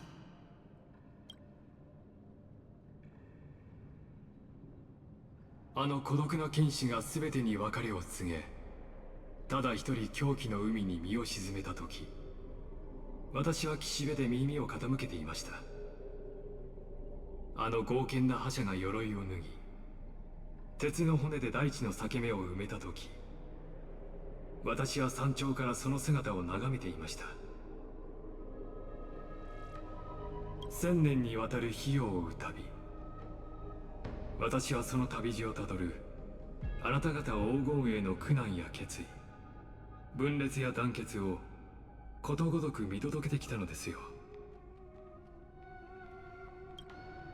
あなた方が生まれながらにして信託を背負っているのと同じように、私も遥かな星からの視線を浴びた後、最も深く暗い運命を目にしたのです。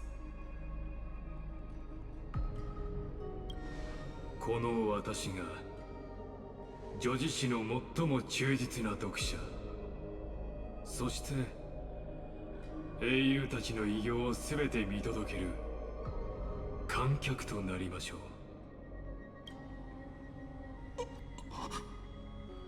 遥かな星からの視線。あなたにもいつか理解できる時が来るでしょう。しかしそれは今ではありません。それよりも私という傍観者のことはさておき、あなたが果たすべき使命を全うしてください、ファイノン殿。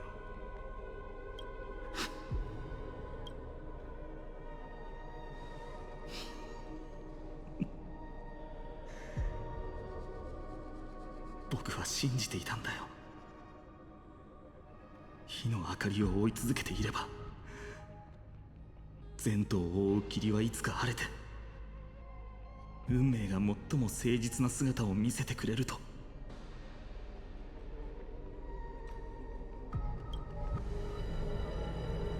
でもその過程で僕たちも彼らも命を失った全ての人々も信託によって約束された恩恵を与えられたことはなかった。聞こえてきます。家臣の外で世界が崩れていく音、そして人の子の泣き叫ぶ声が。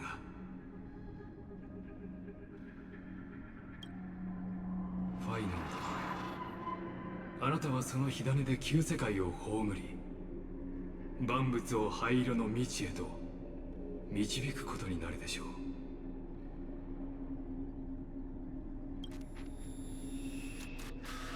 構わないさ。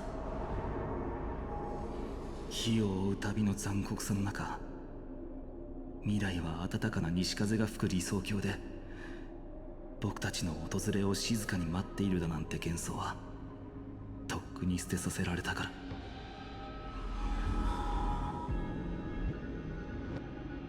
Ah, shit. Damn, is this where Kevin's gonna turn into like the Kevin Kozlana? Is that what this is?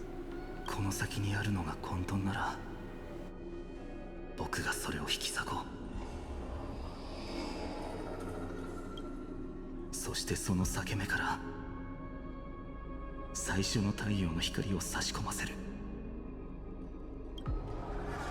人々は一人と別れを告げ、その者だけが奇跡を目にすることになる。これぞまさしく運命。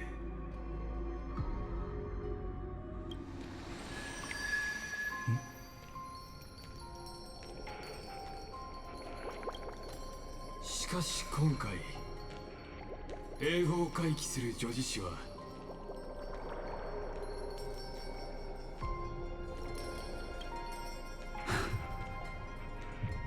君なのか。 Wait, what? No, it can't be. Like, wait, is this like maybe this is what happened to? Because they were saying March is here, so it's like, I guess her spirit actually did detach from her body. So is this like March's true form, maybe? 新たなページを開くことができるのでしょうか。もちろん。これは今までとは違う。 Damn, it's actually scary. Because I'm pretty sure this is her same VA, but it gives me chills that she's showing up like this. そうでしょ。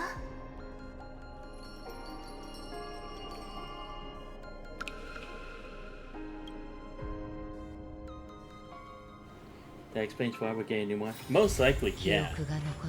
Oh, come on! You have to leave me in that kind of cliffhanger. Bullshit. Alright, let's see. Finon's message. If it was Medemo standing here, he'd be wiser and more capable than me, right? After Aglaia departed, these words wouldn't stop echoing in my mind. Something I couldn't escape from. Also something I absolutely refused to utter. How can I be worthy of my comrade's allies' trust? What right would I have to stand upon her shoulders and guide others? These questions remain unanswered. There's no time for doubt. The first enemy the Dawnmaker must vanquish is the hesitation and sorrow that have shadowed me this far. That's why I resolved to aid you during your return. Even if it's incomprehensible. Even if this means I must impose my will on you. I have to see it done. Because the promise of the Era Nova is unclear. To you, who came from beyond Amphorius, its influence cannot be predicted. After I cleanse my doubt, I find that this is the right decision, born from the depths of my heart. True, because in the end, it's like, this was mainly meant for the people of this world, right? Like, we don't know if it's like, we're going to be permanently erased, because let's say, for example, this is a reset, right? Like in Honkai Impact 3rd, then we wouldn't be there anymore. But like, what would they do? Would they just eject us and we'd have no recollection? Or would it actually like completely erase us from reality?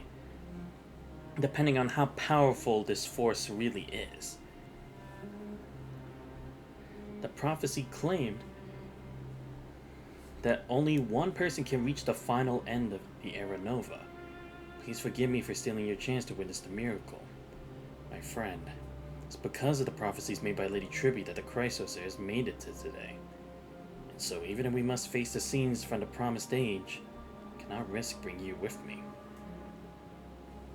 Thinking back, maybe the only thing I did right in this life is choosing to trust you, and becoming friends with you all.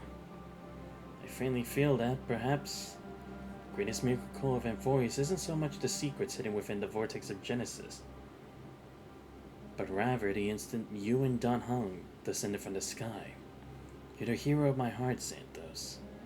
If the next light comes to pass, no matter what I become, I'll make sure the world remembers the miracle of the Trailblaze. But, I mean, you don't approve of my solitary decision plans to create a new path for myself toward a future that no one can imagine? You'll always find a way to break the rules, right? Damn. Fuck. Yeah, it's what I thought it was. It's like, if anything, this, in my opinion, I had a feeling like Finon, it really did seem like he was kind of going to go down the path of Kevin Kozlana, right? Like, he was such a hopeful young guy, no real aspirations, but just a nice guy just trying to do the right thing at times, given too much of the responsibility, even though he didn't really know, like, the cruelties that mankind, humanity, and disasters could really bring. Then forced upon the leader role without too much of an understanding for it, and just lost his companions along the way. And it really did seem like the Trailblazer and Dan Heng were like his anchors to who he really was as a human. That it's like, there's still hope, there's a new possibility, you know? Because it's scary. Because in the end, the prophecy it's so far, to them, had been true the whole time. He had wished, like, maybe with new variables, they could defy their fate. There was something that could finally be different. Especially since they weren't really making much progress up to that point. And I do think this is interesting because when it came to Honkai Impact 3rd, all we had done is heard of what people said about what happened to Kevin during the time from when the reset had happened to him living up to the current point, and then when he went to the imaginary space, right? So we didn't actually get to see that stuff and where he started to shift slowly but surely into that version of Kevin that we knew today. This, however, actually focuses on that more, especially on like the heroics of Kevin Kozlana, but more so for Finon, and also going more into the idea that a hero cannot be solidified by prophecy, and even by fate. They're not given the best ending, which I think is a nice twist as well, because again, it's different from the other situations. He doesn't have a May to stay with him by his side till the very end. He doesn't have the other what's it called? The other flame chasers with him after the reset had happened, like Griseo, Sue, and Fuhua. He doesn't have that. So it really is interesting to see that this is where it's going to start to diverge, right? Especially with Alicia, or a form of her, actually existing in this world still. But I am kind of curious how that is going to play out. Are we actually going to finally learn how March is had ended up in the situation that she was? Like, even a little bit, I think, would clarify some things. I doubt it, since it's more focused on Final. But it would be interesting to see if that actually would be the case. And again, it's like, it still leads me to wonder, again, is it going to be like an automatic reset? Is it going to make everything into a grand illusion of what his heaven would be like, potentially? Considering he'd be potentially the new ruler of this world based on his actions of being the last one standing to witness the so-called miracle, even though we don't know what exactly it is. I'd be very interested to see what it's going to entail for that. And again, it's like, if we see any more like similarities and differences to the story of Honkai back there. Again, I'm not expecting like a whole like complete like it's the same thing but just slightly different things. Because again, like I said, there are some parts that are similar, but there are varying parts where it's like completely different. Like the way Cypher and her counterpart in Honkai Impact 3 are two completely different like individuals. They have some parts of them that are similar, like their insecurities about like being these flame chasers and whatnot, but their attitudes are kind of different between Parterfellis and Cypher, and the way that they kind of try to like push away from those responsibilities as well. And I guess you could also say the same of Aglia, who is supposed to be the leader here, and I'm not sure if you could really say she kind of mirrored like what the Kevin from like after the time skip was, or if you could even say like it's similar to like Alicia, or maybe you could even say like similar to damn it, what was the snake again? But you know what I mean, with like just trying to define their version of civilization to save, you know, like even at the end all be all was to come, at least something is salvaged, regardless of how big or small. But I hate that the Fate Stay Night collab is non-canon. Very not-so-verse like that. The hero rarely gets a happy ending. Yeah, that is true.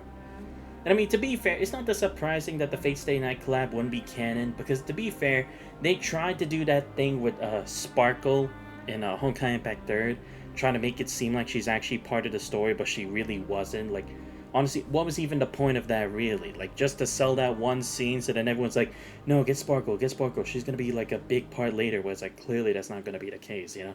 So I feel like they're trying to, like, avoid that kind of situation, because I don't know if the team on Honkai Impact 3rd had that much criticism aimed towards them because of that. I don't really know. I never really checked in on that. But I would believe it's potentially to avoid something like that, which, again, I guess is kind of understandable. But still, it is what it is. But alright, with that, I am now all caught up with the main story in Honkai Star Rail. It has taken a while. It definitely has. But we have finally made it to this point. But fuck, looks like we're at the end of the world, basically. Yeah, unrelated. Has anyone seen Gun Exor? It's relatively old back in. No, I've never heard of it. But then again, I don't usually check out any like mecha animes just because, I don't know, just for some reason doesn't really appeal to me, just like the type or the category. But again, that's just me. Because I figure it's like at some point I'll probably check out stuff like Gundam or whatever, but in the meantime, it's like I'll just check out other stuff. But damn. Now Finon's all alone this world. And I guess that's also supposed to be the point as a hero, right? Because since he won't have any current lingering attachments to the current world, he can focus on his duty, right? Because now that he's pushed the Trailblazer and Don Hung away from the dangers of this world, everyone else who was with him on the Trailblaze journey has passed and fulfilled their duty as a member of the group. I'm assuming that's probably what it's supposed to be about. But yeah, I'll be interested to see where exactly do we go from here. Is he automatically going to go be able to fight the Flame Reaver? Are we going to see more Serene and actually see what her role is going to be on this is? And again, I'm actually interested that we actually have an observer this time in Lygus, because we didn't have anything like an observer before in the past. Like, what's it called? Shit, what is it? Yeah, we didn't have that in Honkai Impact 3rd, because we had people who tried to at first, but were actually, like, very significant later on, like, when it came to, Auto Apocalypse or Cocolia and them lot. And then also the same thing with Vita 2. So actually I'm kind of interested, like, is it like this guy is like Legacy's actually centered around why M4 is even in this situation? Because again, the fact that it's like he's just waiting to see an ending, again, kind of also makes me think similar to what's it called? Kind of makes me think similar to Honkai Impact 3rd Part 2, where in Mars they're stuck in this simulation where they're trying to solve the mysteries of the shadows, right? Is it maybe going to be somewhat more similar to that as opposed to what it is in Honkai Impact 3rd Part 1? Or maybe it's like even like parts of Part 1 and parts of Part 2 and mingled into this. I don't know. I mean again, like I said, I would hope that's not necessarily the case. Like that's not the whole scope of it, because then it would just be boring. It'd just be too simple, you know? But at the same time, it's like, that's the only line of reasoning I could potentially think of at the moment. I know you have my friend code. Oh, okay. Yeah, okay. I'll write down your friend code, Guardian, and then I'll add you later after stream. And that's for HSR, right? The skirmish. But yeah, with that, I am all caught up. I guess I'll probably just do some other stuff off stream. Like, I gotta do stuff for like Divergent Universe. Gotta do all these because I haven't done any of these in forever. Yep, HSR. Okay, yeah, I'll make sure to add you, Guardian. But yeah, Apocalyptic Shadow, Pure Fiction. Okay, yeah, I definitely got to do these off stream to start collecting more Jades. Because let's see, right now I have 71. With the 2 Jades I have now, I'll have 73 tickets, which is decent at least. Yeah, kicking is the only proper way. I mean, to be fair, I do like seeing the kick. It's the science fiction one, blah blah. With the sword traffic. Okay. And yes, I hope Saver up on support as soon as I get it. But alright, sure. I'll be excited to see you, Gordy. But yeah, I think that'll possibly be the end of stream for today. Like I said, the next time I'll stream Star Rail is when we get the update for this. So possibly the next streams I'll be focused on will be Honkai Impact 3rd Part 2. I think I'm only a couple hours away from finishing that as well. And what's it called? Trails in the Sky 3rd, I also have to do that, because I think we're also nearing the end of that as well. I'm hoping to at least catch up on Honkai Impact 3rd before the update for Punishing Grey Raven, because then that'll be my main thing for the next couple weeks. But I wish they would let you use friend supports. I'm gonna say facts. Single drops. Exactly. Y'all know I'm definitely gonna be streaming for that. Again, depends on what time the update happens, and then if I'm gonna do it on the same day or different ones, but I'll figure it out. Yeah, also the witches were kind of fortunate. Okay. But yeah, we'll see how the next couple days go. Most likely, like I said, it's gonna be centered around those 2 games, because again, my whole situation with Atelier Yumiya is just like, that's been thrown to the wayside now. Great. Can't wait for New Vera. Oh right, yeah, because New Vera comes out on if I remember from the calendar, she comes out on July 2nd, right? So we'll have to wait until then, but at least we do have the new Selena, and I have been looking to upgrade my physical teams, so even better, because I've also been focusing on leveling up my Han Ying and making sure she's ready. She's almost at double S now, almost. I just need I think I just need like 2 more shards for her, and then I'll be able to get her to double S rank. I already hyper-tuned her stuff. Unfortunately, I don't have her main weapon, but it's like, I'll just make do with what I got. Vance said, "He's mine. You blow if you ever met Hexaclear in the Burley Room." Please. Supposedly, with his connections, it'll probably happen sometime soon. So, my Bianca left. She comes back and do. Oh yeah, I saw that for CN. They already have the new Bianca out. I only saw a bit of it. I mean, to be fair, she does look pretty cool. But I would honestly probably still keep I'd probably get that Selena, because from what I saw in the live stream, she's looking pretty nice. So yeah. But anyway, I hope you guys did enjoy the stream for today. Let me give a huge shout out to both Guardian Soulblade and Renew for both showing up here. It was a great chat with you both this whole time. So it's gonna make me more. Yeah. I won't be surprised. Yeah, like I said, we'll be doing Honkai Impact 3rd or Trails in the Sky 3rd tomorrow. And I'll see if I can do the Punishing Gray Raven stream on the same day as the update or the day after. Like I said, depends on what time it'll actually be then, but we'll figure it out as time goes. But anyway, if you guys did enjoy the stream but you're not already following the channel, please make sure to leave a follow. Much appreciated. Check out my YouTube channel where I post all the VODs. Subscribe there as well. Enjoy the Discord, you guys not already. Links to all those are on the channel. But damn, now Final's gonna have to shoulder this whole responsibility on his own.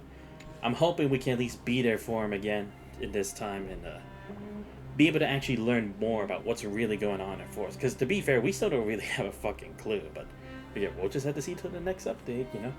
But anyway, this has been Xanto's Voice. I hope you guys have a great rest of your night. I'll see you guys next time. Right.